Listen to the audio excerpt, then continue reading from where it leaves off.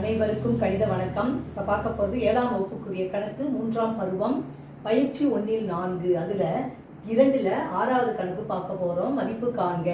0.062 வகுத்தல் 10 தசம எண்ணில் கொடுத்துருக்காங்க. அதை 10ஆல் வகுக்க சொல்லி கொடுக்கப்பட்டிருக்கு. இப்போ பார்த்தீங்கன்னா இந்த தசம எண்ணை முதல்ல முழு எண்ணாக மாற்றிக்கிறோம்.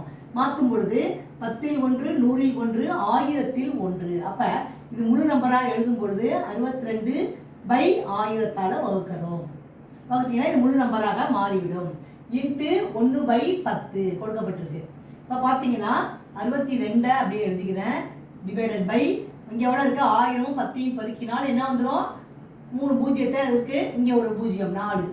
அப்போ 10,000 அப்படின்னு வந்துடுது. இப்போ பார்த்தீங்கன்னா மேலே 2 நம்பர் தான் இருக்குது, எத்தனை பூஜ்ஜியம் இருக்குது பாருங்க, 1 2 3 4.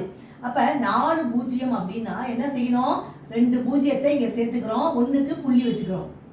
அப்போ ஆன்சர் என்ன கிடச்சிருக்கு, 0.0062.